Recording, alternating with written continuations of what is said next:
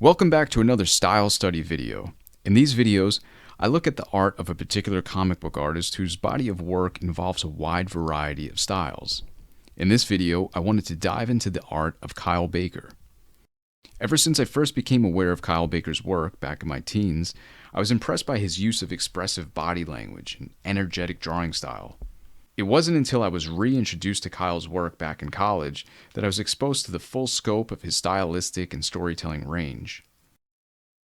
From indie slice of life stories to action-packed mainstream comics to historical epics, Kyle Baker seems to cover all the bases, and jumping from style to style while doing it.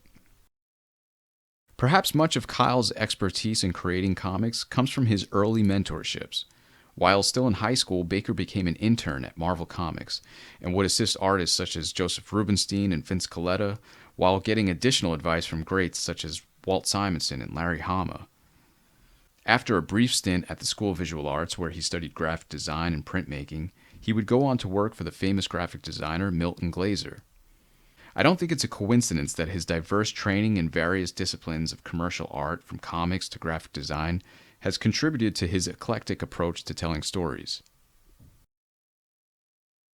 In addition to his early exposure to the craft of creating comic book art and graphic design, Baker also has a background in animation, having created work for Looney Tunes and the Cartoon Network.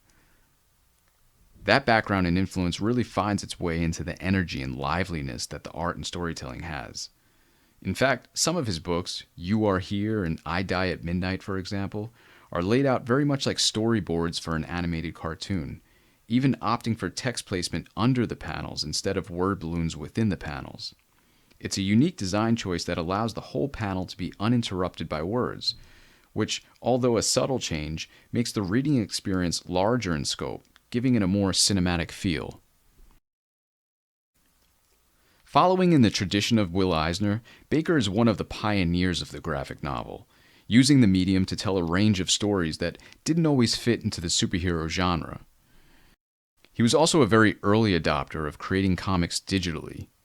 It seems very common for comic artists nowadays to draw their comics digitally, but Baker was utilizing computer software to draw his comics way back in the 90s when that was incredibly uncommon. One of the things I try to highlight when I'm making these style study videos is how comfortable these artists seem to work in each varying style that they use. For most of us, it seems to take a lifetime to hone and perfect just one style of rendering and storytelling, but these particular artists are unique to me because each one of their styles feels like it's been honed and perfected over the course of a career. In this video, I'm only showing a small sample of the massive body of work that Kyle Baker has created so far, but hopefully it's enough inspiration to get you thinking about your own style and how perhaps you don't have to be locked into using just one. I've said this in other videos, but the style you use for a particular story isn't always just a purely aesthetic choice, but rather a storytelling choice as well. Oftentimes, an artist will choose to work in a certain style over another if it serves the story and helps the reader fall into that world much more seamlessly. So anyway, if you're interested in what you're seeing, I definitely encourage you to check out more of Kyle's work and let each style speak for itself.